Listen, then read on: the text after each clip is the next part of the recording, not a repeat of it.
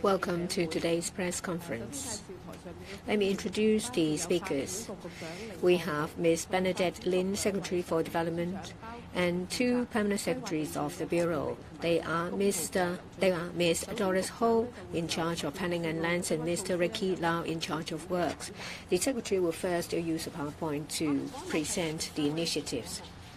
Okay, now, photo call. After the presentation, the floor will be open for questions.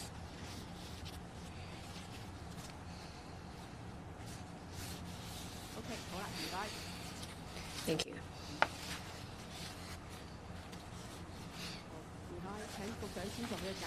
Secretary, please. Good afternoon, everyone. I'm here to talk to you about budget initiatives under the Development Bureau in relation to a number of funding allocation projects as well as the land sales program for the coming year. First, a topic that is close to the community and the government, that is building maintenance and repair. In order to lower the risk of bid rigging, last month we have announced that we worked with the URA to launch an enhanced smart tender to help owners and management companies to engage contractors to undertake the work. Allow me if I repeat some details. The enhanced smart tender covers three areas. First, to prepare a pre-approved list that is stringently formulated. Secondly, there will be a dedicated team from the URA to help owners and consultants to select contractors in relation to some projects. If there are important areas, say for example, major change in the scope of works or major change in prices, a report will have to be made to the URA so that there is a chance for them to provide independent advice to the owners. There is positive response to these proposed enhancements. We will make sure that the URA has sufficient resources to launch the enhanced smart tender. This is a service provided by a fee. We don't want to dampen the incentive for owners to participate because of the increased fees. We want to make use of the budget to give communities a peace of mind. There will be about $3 million allocated under the budget to the tender. $100 million will be dedicated to the setting up of the URA dedicated team as starting capital. The $200 million will be provided to property owners as a subsidy to use a smart tender. That shows our commitment to encouraging owners to use smart tender. It also puts us in a better position to implement the details. Our plan is that in May we will report the enhanced smart tender details to the panel on development. We will consult stakeholders. In the second half of the year, the enhanced version will be launched. I now turn to Operation Building Right OBB 2.0. You may recall that it was launched in July 2018. We have devoted to $6.7 billion to subsidize owners to undertake maintenance work. So far, out of the $6.7 billion, nearly all of it has been allocated through approved projects. Owners maintaining their properties properly will lengthen the lifespan of the buildings, so it's worth doing it. The government is of the view that it is of importance to provide continuous subsidy under OBB. Hence, we will allocate $3 billion to the scheme. We are taking stock of our experience, analyzing data, we want the $3 billion to provide more targeted assistance to targeted buildings. We'll complete the review at the beginning of next year. Then we will consult the panel on development of the LegCo. The new OBB subsidy scheme will be launched only after we have obtained funding approval from LegCo next year. Another project that is related to maintenance is the lift modernizing subsidy scheme, launched also in 2018 to help owners of residential buildings to replace old lifts or to renovate them. The initial $4.5 billion was only enough to cover 6,200 lifts. There are still 1,200 lifts waiting to get support. The government will earmark $1 billion to extend the scheme to enhance protection and to alleviate the burden of the commitment under the scheme. I now turn to a different topic, that is the government land sale list in the coming year, 26 to 27. As you can see here, there are 9 sites, residential sites, estimated to be able to provide 6,650 units. 3 of them are in Hung Shui Kiu Ha-Chun New Development Area, large-scale development disposal. You may recall that in October last year, we started the tender exercise. The 3 sites will churn out 3,120 units. The tender process is in progress. You may ask why it goes towards the supply next year. We have considered this, given the long tender exercise, that is 6 months, from the deadline of the tender to when the flats are produced, it will be within 2026 and 27. Hence, they are included in this year.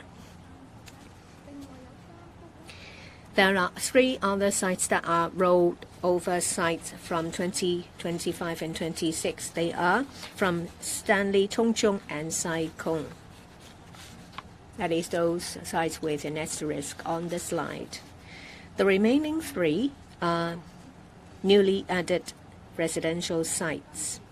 They are at Ho Man Tin, Shat Mun in Sha Tin, and Shat Mun in Sha Tin.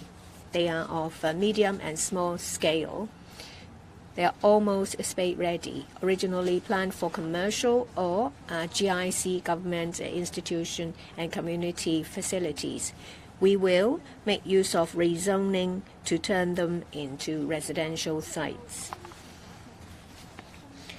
Considering the high vacancy in commercial sites,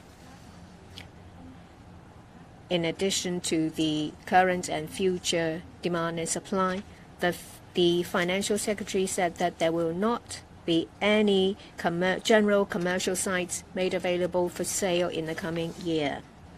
But still, we will continue to review the situation to see if we would like to turn these commercial sites into residential sites or other sites more flexibly. There are 3 sites in Tongchong, Kai Tak, and Sha Tin. We've asked interested parties to give us expressions of interest to turn them into university hostels. Subject to the response, we may launch 1 site or more for such purpose, that is, dormitory purpose. There is a site in Hung Shui Kiu Ha-Chun. We will launch a tender exercise. There are residential sites as well as industrial parks available. The latter account for about 280,000 square meters. In the coming few years, there will be more industry sites in the northern metropolis. There are sites that is under the dedicated companies or sites that these companies are working in conjunction with private companies. So in the next financial year, considering all the supply, how many private housing land supply will there be in total? On this slide, you will see all the different sources. Considering all the sources that I've covered, including the 9 sites from government land sale list, railway property, project of urban renewal authority, as well as private development, we estimate that the potential supply can cover a total of 22,580 units. About 70%, that's 1,500 of them, is initiated by the government or coordinated by the government. So for the government-initiated projects include the 9 sites that I just covered. For the others that are coordinated by the government include projects that are offered by the railway property as well as projects of URA. We hope that the majority of government involvement can show that our capability in leading the private housing land supply. As mentioned in the speech of the budget, in the coming 5 years, we will prepare for about 98,000 units. If we are calculating the units, about over 50% will be coming from Northern Metropolis. We want to first prepare the land supply. However, we also want to retain our flexibility. After considering all external factors, we will roll out the land supply in phase. This is also a sign of our capability in leading the development of private housing land supply. So looking at the land sale list in the first quarter of the next financial year, well, since this is already the end of February, usually at this time of the year, I will also explain to you the site for sale in April to June 2026. In our plan, we are going to roll out the area 106A in Chongqing New Territories. It will be providing 990 units. We will also estimate that it is in proximity of Chongqing East Station, which will be completed in 2029. There is no requirements of providing government facilities. Nearby this site, there is also another land that is sold in 2025. I believe that there is certain interest from the market towards this piece of land. In the first quarter, MTRCL is also considering to launch the package 2 of Chenmun 816 Station. This project is rather large in scale. It will provide about 5,500 units. Such huge scale because this is a shopping mall underneath the residential areas, and they hope that it will be developed by one development group to ensure its integrity. As I understand, before MTRCL has made up their mind, they will consult the industry. Well, let's say MTRC is going to roll out the supply. We expect that there will be 6,675 units in supply, including the Chongqing land, the land provided by MTRC, as well as one amendment project, which will provide about 175 units.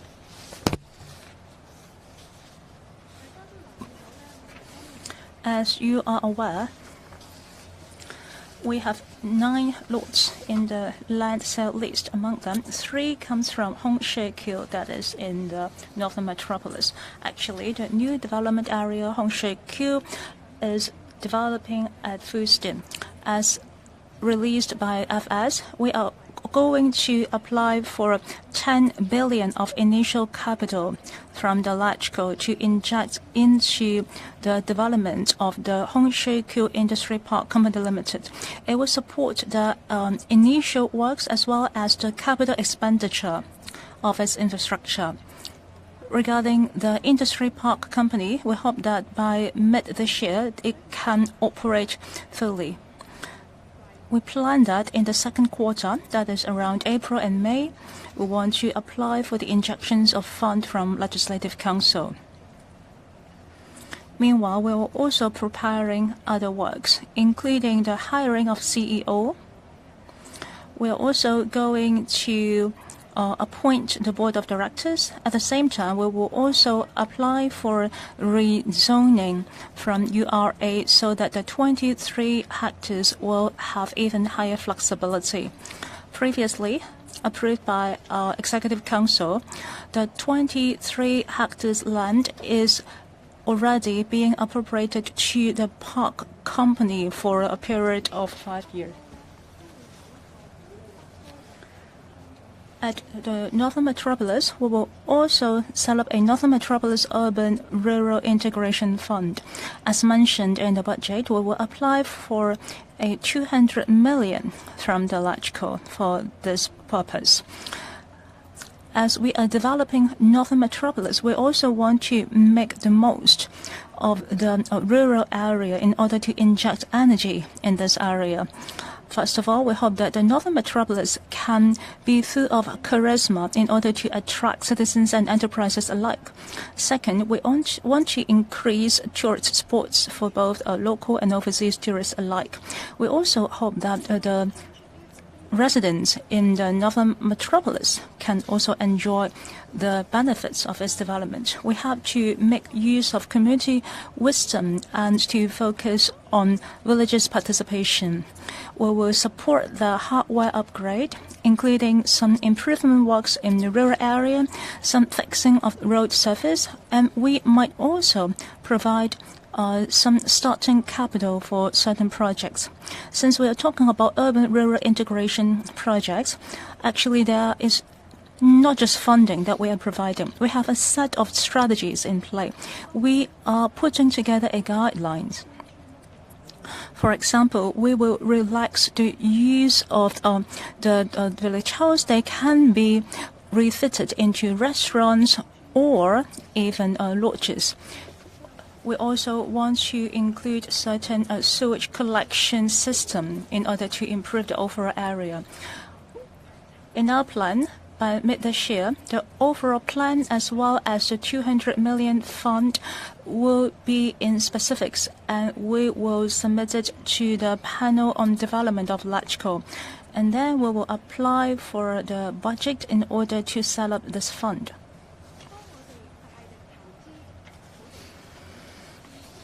As we are investing heavily in infrastructure in order to improve the well-being of the society, we also have to enhance the productivity of construction industry and to reduce construction cost. We would like to train up professional talents for the industry as well. There are a number of measures related to this purpose. First of all, we will allocate 65 million Hong Kong dollars to provide additional government-funded training places so that more graduates can join related government departments. On one hand, they can secure a job. On the other hand, they can also accumulate experiences for professional qualifications. We also plan to inject an additional 1 billion into the Construction, Innovation and Technology Fund, together with an additional 0.4 billion contributed by the Construction Industry Council, marking a total of 1.4 billion to continue promoting wide adoption of innovative technology, including robotics and other new technologies, as well as the organization of training programs. There is also an allocation of an additional 100 million for commissioning the Building Technology Research Institute that is fully owned by the government to start a number of research, including the reviewing of construction standards and the expansion of the AI application. Lastly, I'd like to talk about Build Heritage Conservation Fund. Over the years, we have injected $3.6 billion into the fund. So far, over $3.4 billion has been allocated to various applications. We propose to inject $1 billion into the fund to continue the work. Of the $1 billion, 700 million will be used on the revitalizing historic buildings through partnership scheme. So far, under the scheme, there are 24 projects that have been launched. The additional fund will allow us to implement more projects. We reckon that there will be at least one new project being undertaken this year. The other $300 million will be allocated to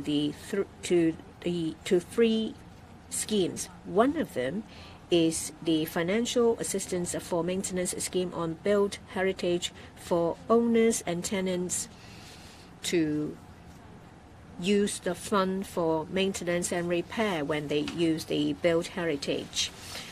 I will now answer questions. Please raise your hand and identify yourself. Any questions? The lady at the back. I'm from TMHK. The first question. On the sales list, there are 9 residential sites, including ERA sites, NTR sites, private sites. So potential supply is 22,000 or so. There is a 60% increase year on year. How do you assess the extent of recovery of the property market? For other sites, say Hong Kong Island and Kowloon, outside the northern metropolis, the supply is low. How do you assess the proportion of land supply from northern metropolis and other areas? The first question is about the property market. We can all see that is recovering. The number of transactions is stabilizing and inching towards an increase. In recent days, we have fetched reasonable prices for residential sites. We see that the property market is improving steadily. The 9 sites, together with other supply in the plant for the coming year, there will be a production of 22,000 units and more. We have been exceeding our targets every year. The next annual target is about 12,500 units. But every year we will give ourselves some elbow room. There are available residential sites owned by the government that can be used. But as the FS said, private residential sites come from different sources. Some are redeveloped sites. We keep track of the supply of these different sources, and we flexibly use residential sites we own to ensure a stable supply in the market. In relation to your second question, we have sites available to churn out 9,800 units in the coming 5 years. Over half of them comes from the northern metropolis. It's only natural. The northern metropolis is a new development area and a new growth engine. Naturally, there will be more housing land being produced. In the urban areas, there is already a high population density. Even with redevelopment, the site may not be able to churn out the same amount of units given the population density. So we need to make use of the northern metropolis. 20% of the supply comes from Siu Ho Wan and Tung Chung on Lantau Island. The rest comes from the urban area, but the percentage is low. The urban area, as the name suggests, has already been developed. The sites are reserved for commercial use or GIC uses. We will rezone them. Next question. The reporter with glasses. I'm from Mingpao. I would like to ask about the smart tender. I understand that there is a subsidiary company that will work as a dedicated team under the URA. What is this term of reference? The start capital of 100 million is not a big amount. How long will it last? What is the annual operating cost of this subsidiary? The URA has been operating at a loss, so they are watching every dollar very carefully. If it is self-financing, do you think that the subsidiary will be a burden to the URA? Will it drag the other development projects of the URA? If that is the case, will you continue to fund this subsidiary company? You said that there will be assistance given to owners to issue and assess a tender. Are there any criteria? The government will be involved. You expect the quality to be enhanced. Have you taken into consideration the affordability of the owners? Are there any monitoring of the process to ensure fairness? The independent committee of the Wang Fuk fire will start the evidential hearing soon. Who will the government send? What will be their ranks? What role do they play in Wang Fuk court? If I have jotted down your questions correctly, I think there are 5. First, an injection to the URA as starting capital of $100 million and another $200 million to URA to provide a more affordable service. You ask whether that is sufficient. First, you must understand that smart tender is a service that charges a fee. The service is provided for assistance to be provided to issue and assess tender. It will continue to be a fee-paying service. The URA will continue to operate as self-financing.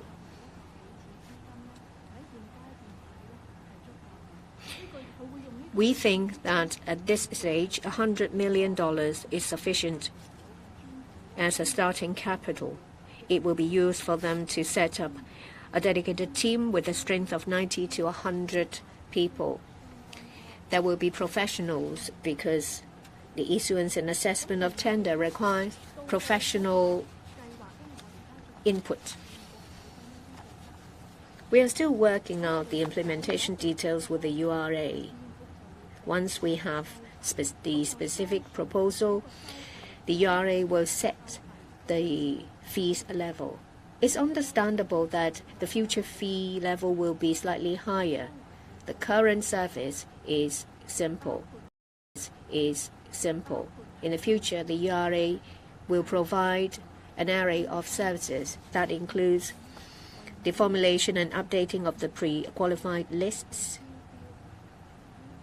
the assessment and issue of tender at different stages, even after the project has started, and at crucial stages or major changes, input may be required by the URA.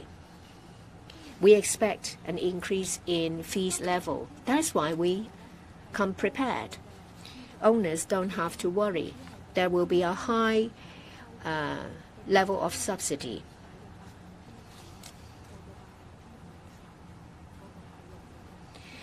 Owners enjoyed a highly subsidized service. They pay for about 5 to 50% of the cost. The additional $200 million is to subsidize owners towards the fees. Even with the fee level being raised, with subsidy, the level will be affordable.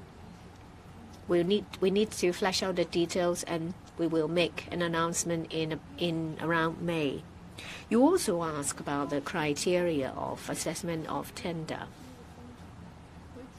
The URA will be involved in tender assessment, just like the government. They need an assessment criteria of the different stages and the relevant scores.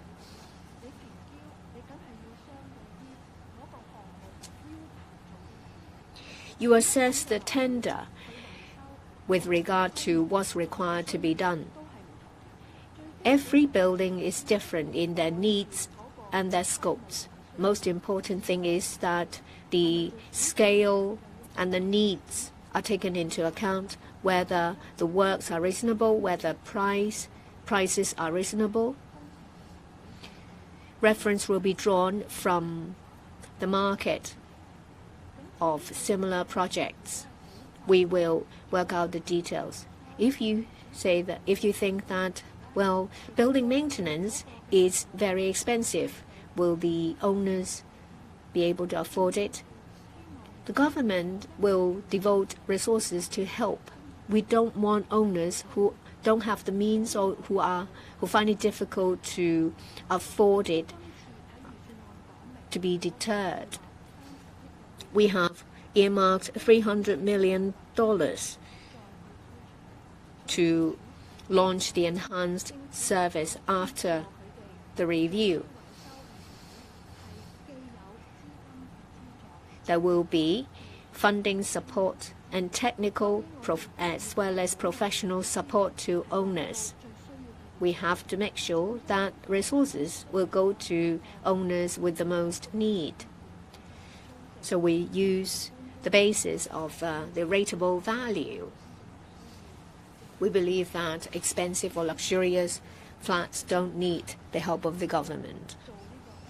As to how the government will monitor the implementation of the enhanced smart tender, whoever the operator is, whether it is a statutory government, well, as a statutory organization of the government, there is a governance structure within the organization. There will be checks and balances. There will be declaration of interests. Audits, in addition to all that, will be conducted regularly. Your last question is the independent committee and the involvement of the Development Bureau as well as government departments. We fully support the work of the independent committee. Whatever information we are required to provide, if we are required to attend hearings, we will oblige. As to the specific work, we'll leave it to the independent committee.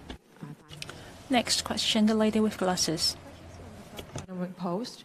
As the government is currently evaluating the joint development proposals by private developers, firms, and the government itself, so what are the specific operational details, and particularly regarding the government's participation, what is its roles and also the mechanism used to safeguard private sector investment?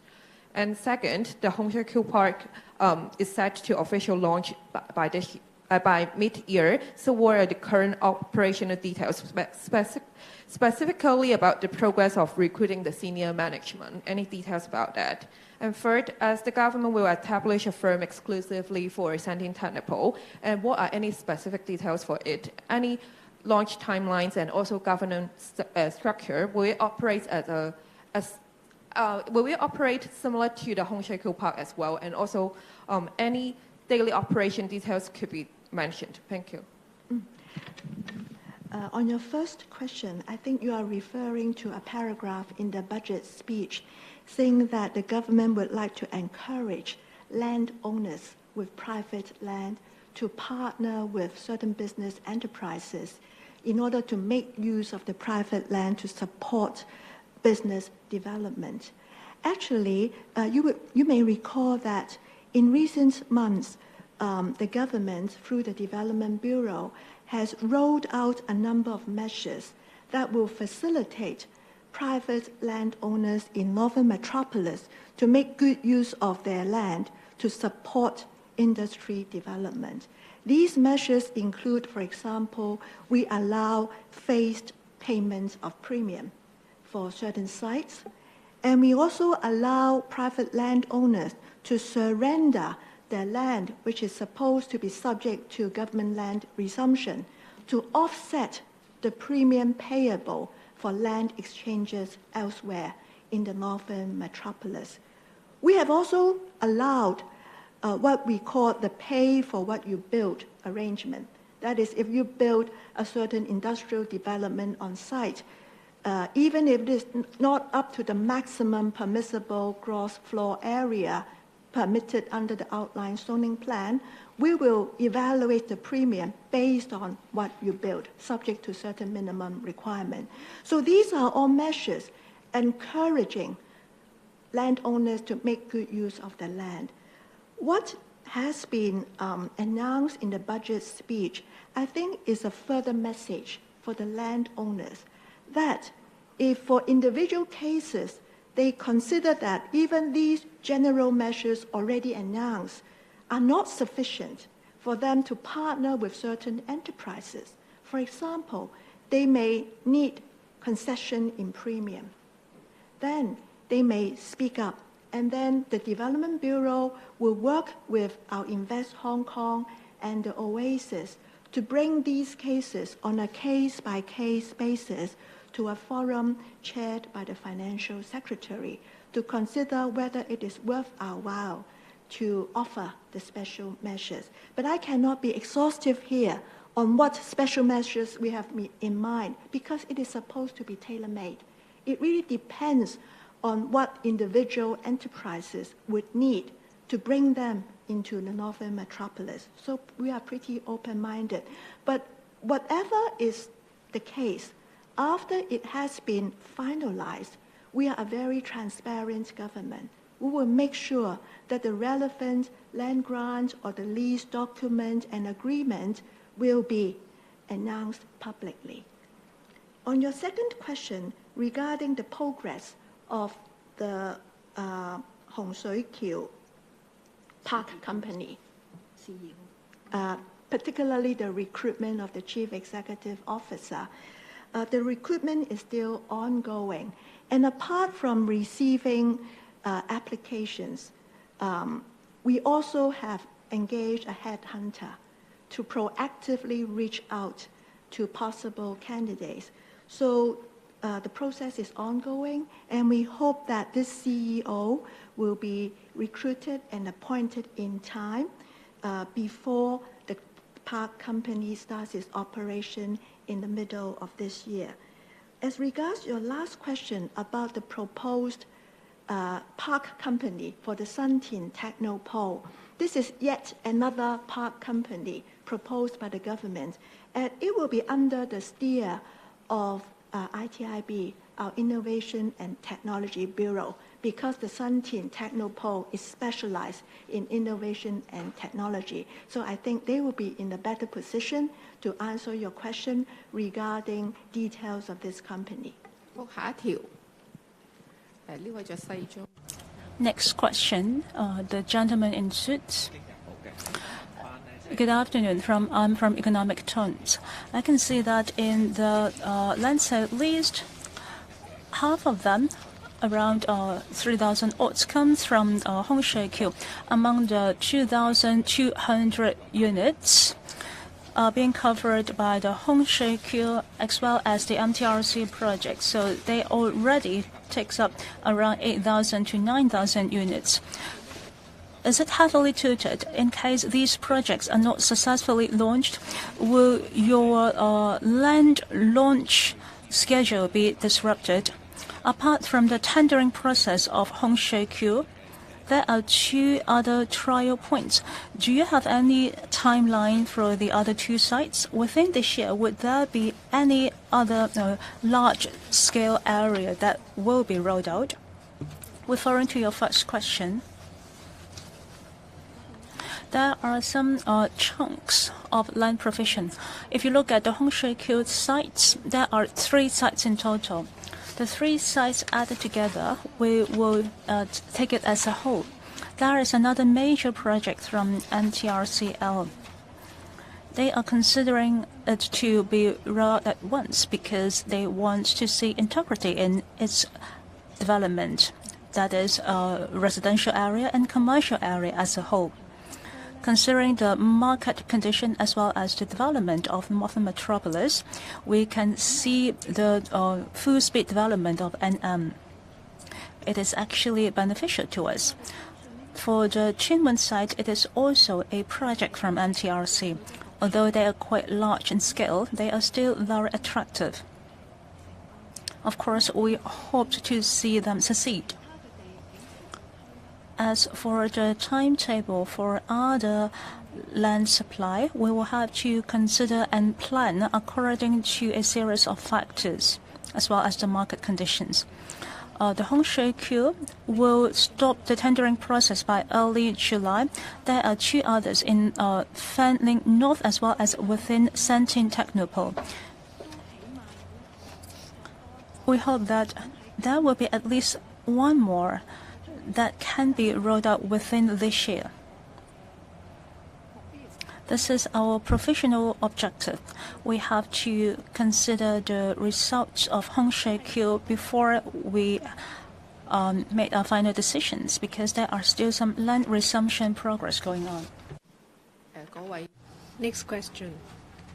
The bespectacled gentleman. Latest land sale list includes flats. The number on the 9 sites is a lot more than the market expected. So what does it send an immediate signal to the developers and buyers? Secondly, what is your overall outlook for the residential property market for the next 12 to 24 months? Thank you. On the outlook, I think, as the Financial Secretary has said, our economic prospects actually look good, and we are on the trend on a rising trend. And the property market has also been on a steady growth, with transactions growing, and also we see ample interest in our recent land sale tenders for residential sites. So we are optimistic about the healthy development of the residential market in the next year. On your first question, you have noticed that we have a sizable pool of flats, of land, in our land sale list. I think this reflects the government's continuous efforts in getting ready sufficient land to cater to the needs of the property market. As I have time and again emphasized, what is important is that the government continue with our efforts to get the land ready and be transparent with the kind of land we have in hand. The transparency is important for the property market.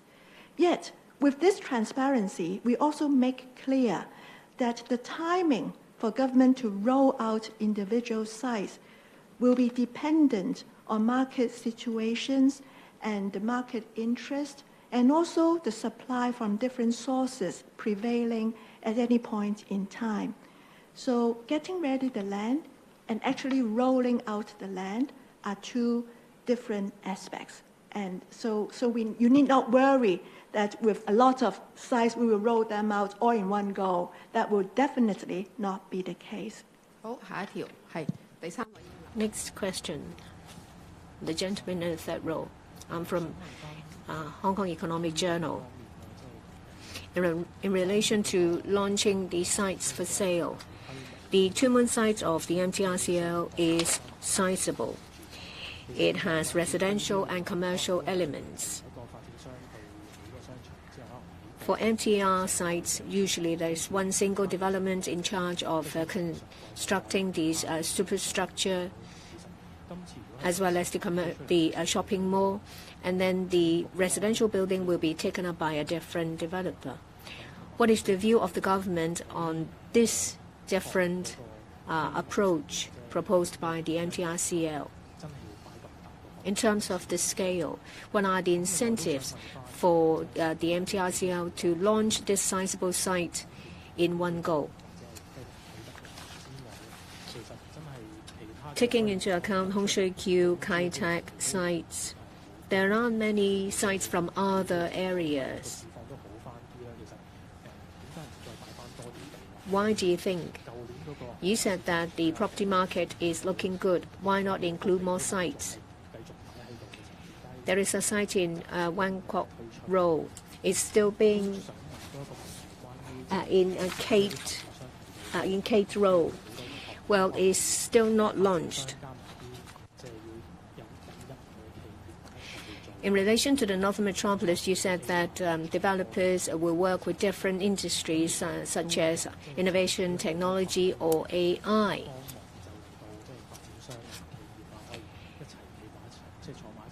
Are there any other ways for the government to work with developers and enterprises to come up with different solutions to enable industries and developers to formulate a good proposal?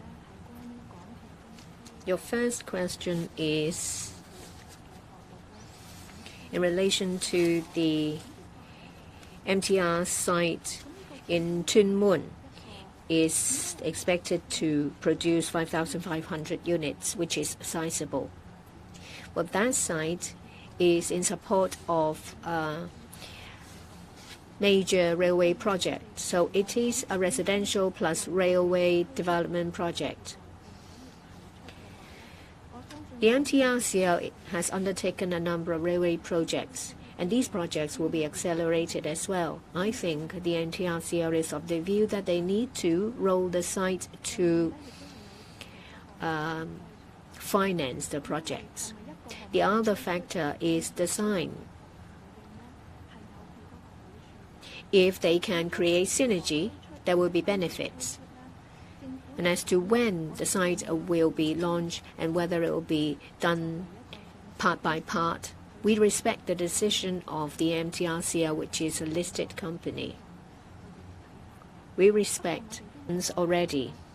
They are aware of the market indication. They are confident. That's why they would like to launch the site in the first quarter. But they told us that they would undertake to conduct another sounding exercise.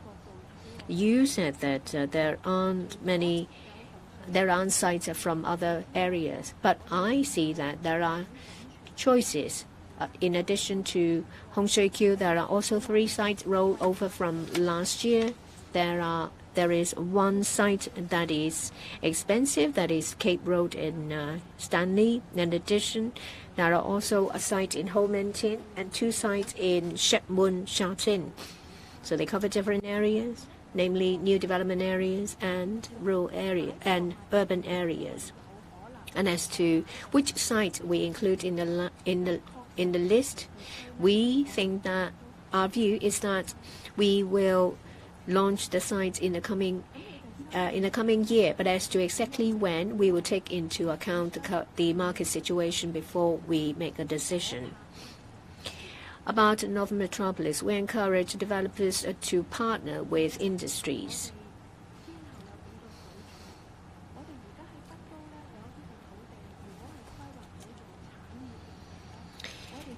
If the site is zoned as industrial use, if they are owned by developers, that is in private hands, we allow them to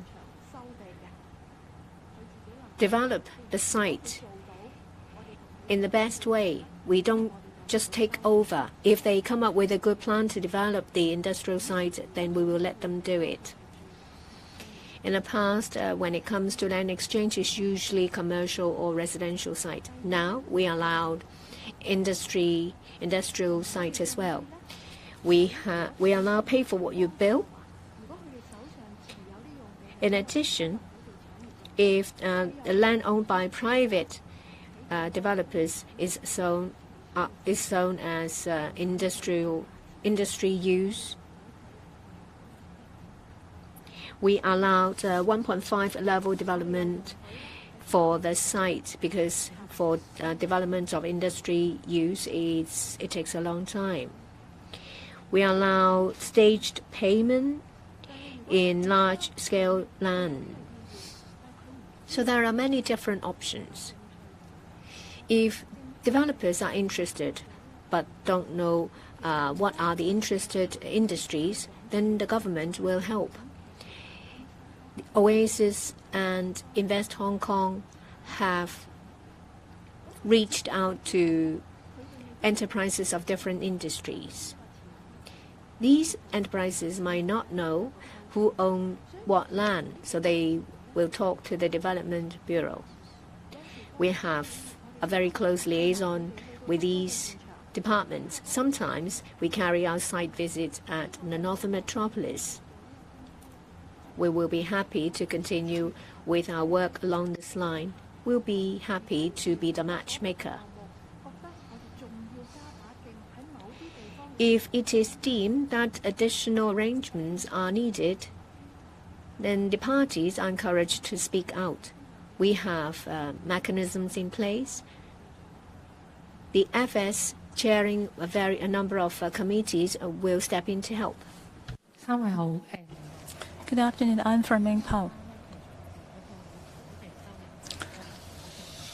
Regarding the estimation of land revenue, I can see that the estimated income is around 18 billion. Well, last year, even when the market is far from ideal, it is still estimated to be at 21 billion. If we look at a period of over 10 years, it will be always higher than the estimation than this year. Since the market is resuming right now, why would you have such an estimation? Every year, as we estimate the land premium income, on one hand, we would consider the number of lots that are being included in the land sale list. Second, by mid-year, we will have a lot of revision of land lease. We will consider the number of cases we have on hand. We will also consider the success rates, because every year we will have land lease modification. We will consider the statistics in order to come up with an estimated land premium income. After considering the number of cases we have as well as the lots available on a land sale list, we will also look into the market conditions. For instance, the price level of the property market. It seems that we have quite a number of lots on our land sale list, but somehow the estimated income is still not that high. It is because the market has just started to resume. Second, as you will see in the future, for example, railway plus property development projects. For projects of this kind, we will allow MTRCL to take away certain funding from land premium payment to support the development. Therefore, for projects of this kind, we will not be able to retrieve the land premium at market value. If there are different land lease modifications and the development of large-scale land, and we allowed phased payment of land premium, all these measures would affect the cash flow of our land premium income. We should not just live in the past, because in the past, in the previous era, we will always have high income generated by land premium. That era has passed. We have to think of different measures to increase our income in order to support our cost for infrastructure, etc. We cannot single-handedly rely on the income from land premium. Any further questions? Last two. The lady on this side as well as that gentleman. Oriental Daily. I would like to ask about our smart tender. As Secretary has mentioned, smart tender is a fee-paying services, and the fee might increase. If you have to pay extra effort, how many % are you estimating to increase? Have you also considered the affordability of the property owner? Would that be sufficient? As fellow journalists have asked, the URA might or might not establish a new company. Would that company still be able to self-finance? Although this is a fee-paying services, you still have to subsidize the owner. Since the owners are not paying much, then this newly established company by URA might not be able to make a lot of money. Are you expecting to inject funding or any plans in mind to support it to be a self-financing company? I also want to ask about the Urban Rural Integration Fund. I believe that this fund is mainly focusing on Northern Metropolis. Do you have any specific targets? Are there any villages that you have targeted? Any sites that can be further developed into a popular tourist spot? Do you worry about over tourism? Recently, there are different environmentalists that voice their concerns about the over tourism at certain rural parks. Well, recently there have been concerns about the overloaded of tourists in the Northern Metropolis, especially in the Robin's Nest Park. Well, coming back to your question about the smart tender scheme, I cannot give you our estimation of the increase of fees. At the moment, we are still discussing with URA about the specifications in operation concerning the enhanced smart tender. Let me share with you the fees that we are charging of the existing smart tender. Let me share with you the most expensive fees. Well, actually, the highest fees can be up to 160,000 Hong Kong dollars. However, with the government subsidies, that particular building only has to pay for 80,000 when they join the Smart Tender program. So if you divide it with 100 or 200 units, then each owner only needs to pay for several hundreds. In the future, when we roll out enhanced smart tender with a higher charge, I still believe that it will be affordable. Second, you also asked about whether or not the 100 million starting capital will be enough for URA. As the name suggests, it is just a starting capital, because we need to provide a basis for it so that we will have a solid foundation to discuss about execution with URA. In the future, we hope that through the fees that they collect, they will be able to become self-financed. If the service is very popular among the owners, or in the future when we see that there are services that need to be enhanced, well, my view is that as long as it is a service that is beneficial to the owners, if this service can reduce the risk of bid rigging, let's say the government has to inject even more funding in the future to this end, we are willing to consider it within a reasonable range. At the end of the day, all that we are doing is to reduce the risk of bid rigging for the property owners. This is the consensus that we have among the society. Finally, you also asked about the Urban Rural Integration Fund in the Northern Metropolis, and you also asked whether we would have any targeted village. We hope that it will be applied from the grassroots level, including the non-government organization, the village committee, as well as different branches from the university. The application will be about revitalizing certain villages. Therefore, we don't want to target any village when we roll out this plan. As mentioned, there are different parts concerning urban and rural integration. One of the strategic points is to relax the usage of certain village housing so that the whole building can be used for hostel lodging or F&B. We don't want to be a one-off.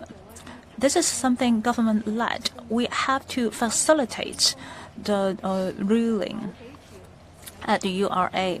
To this end, maybe we will select a number of potential villages with that list, we will go to the URA and ask for relaxation of regulations. You also asked about over-tourism. You have mentioned about some eco-sensitive areas, including the country parks. This fund is not targeted at those eco-sensitive sites. It is for the 260-odd villages within Northern Metropolis. Many of these villages are not eco-sensitive or conservation-sensitive. After all, there are a certain vibe within these villages. We don't want to turn the rural area into the urban area. Otherwise, there will be nothing for us to integrate. Therefore, we trust that in the future, as we review the application, we will consider very carefully the scope or the extent that they are going to refit the rural area. The final question. Good afternoon. I'm from St. Chao. Last year, the FS has increased the stamp duty of a property over 100 million.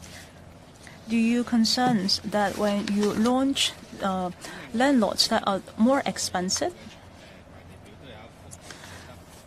We also see one lot in the Kai Tak Green Smart Mass Rail System. Can you share where exactly is it located? Would it be affected by the revamped stamp duty as well? You've asked two questions. The first one is the increased stamp duty for high-value properties, whether it will affect land sale.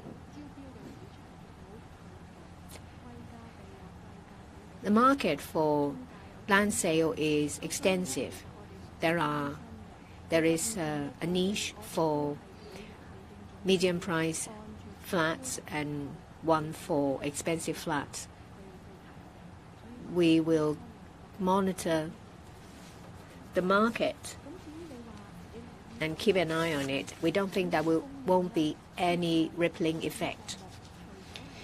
For future supply along railway lines, in addition to the Tuen Mun MTR CL site, there is another one that is in relation to the smart and green mass transit system in Kai Tak. I believe that the Transport and Logistics Bureau is working on the tender exercise.